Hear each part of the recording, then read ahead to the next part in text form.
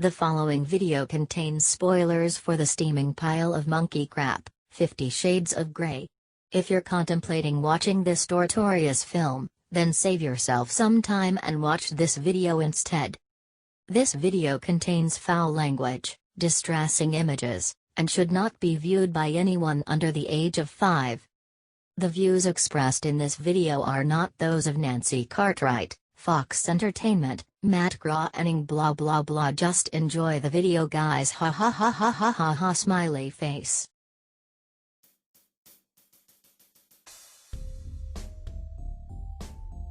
Cowabunga, you good cunts, and welcome to another Bart's Terrible Films.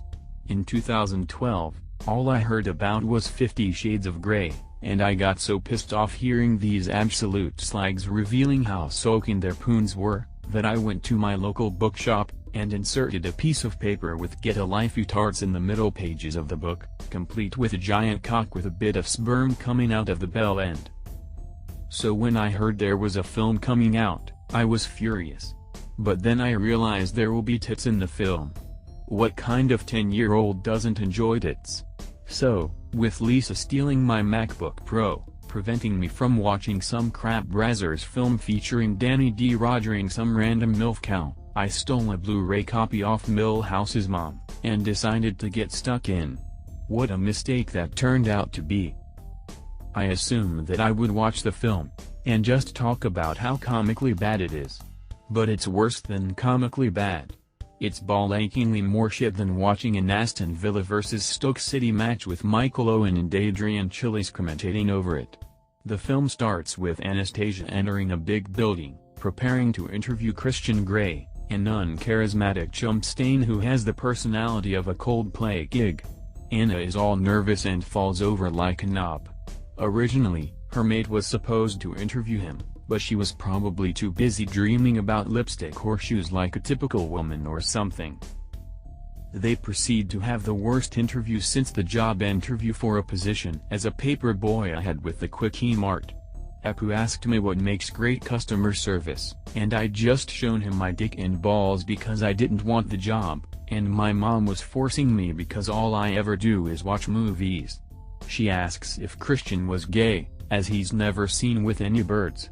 Maybe he just likes swanking? Maybe he's an amateur masturbation enthusiast? And that was the first 10 minutes. I knew right off the bat I wouldn't last watching this movie. Back at Anna's gaff, and her mate that looks old enough to be her mum asks about the gory details. More like the bory details. The scene ends with Anna on Google image search.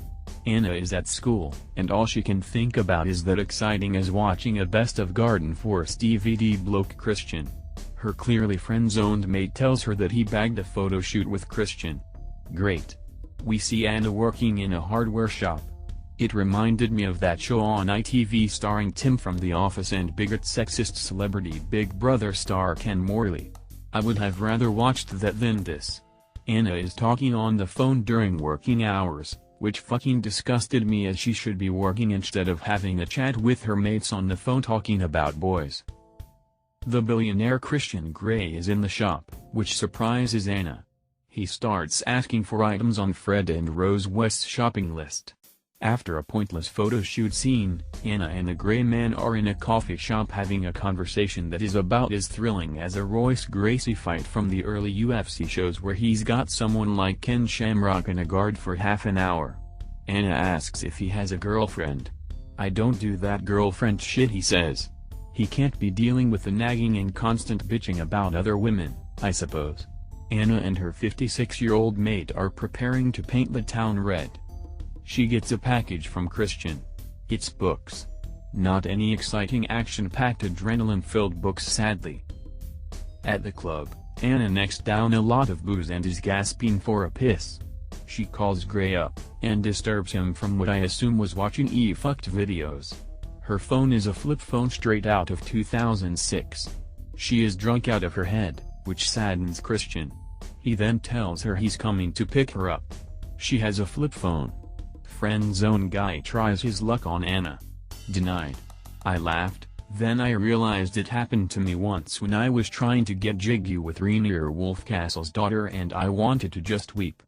Gray pushes him away, then Anna pukes. Just like I felt like doing, but swallowing the puke like Jimi Hendrix. The couple are at a hotel. Christian leaves her paracetamol as she was wankered.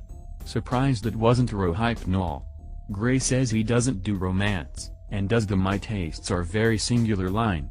She thinks getting a smooch off him. Denied. Gray gives Anna a lift home, and they walk in on Anna's 50-year-old maid shagging some guy with a 90s haircut. It was Gray's brother or something. Anna finishes her shift in Wix, and is taken to a helicopter pad, where Christian is waiting. "We're going to Seattle," he says.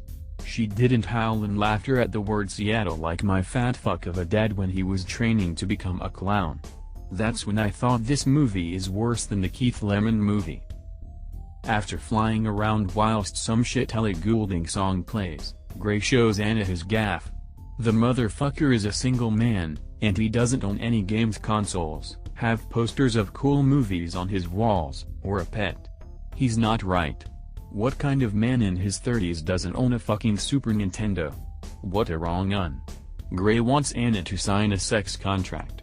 What would happen if she breached it? Would he take her to court because she refused to stick a carrot up Gray's ass, then eat it? She asks if he is going to make love to her.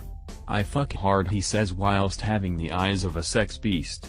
He shows her his playroom. "You mean your Xbox?"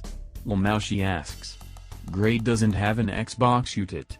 He doesn't look like he plays such games as The Division or Dark Souls 3? Because he's a cunt. The playroom is actually a sex dungeon. Gray really is the American Alex Reed. In fact, they should have got Reed to play Gray. He was better in Killer Bitch than this chump Stain is on this film.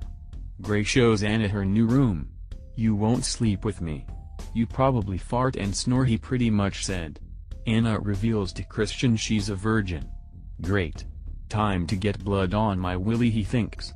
They show her get her hymen broken in a scene which would have made me go, "Oh, this is wank material," before the time I discovered Spank Bang. Not now though. I've seen a gang of midgets shag a big-titted woman with a big fat plump ass. In fact, this film would have been so much better if it was just Christian on the hunt to pull midgets.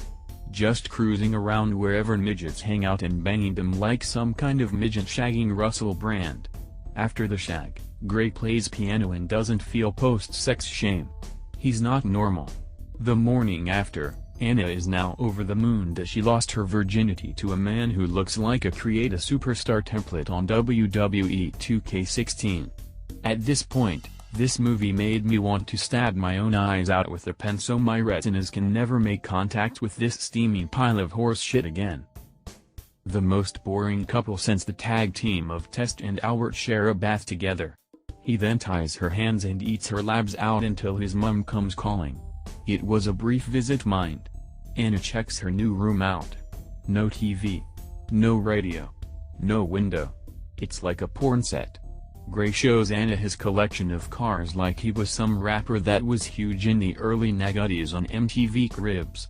They go to the woods and show why they don't have any chemistry with each other.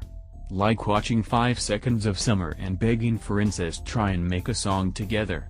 Christian reveals he first got into S&M when he was 15, when he should have been listening to Limp Bizkit, Taproot, and Alien Ant Farm.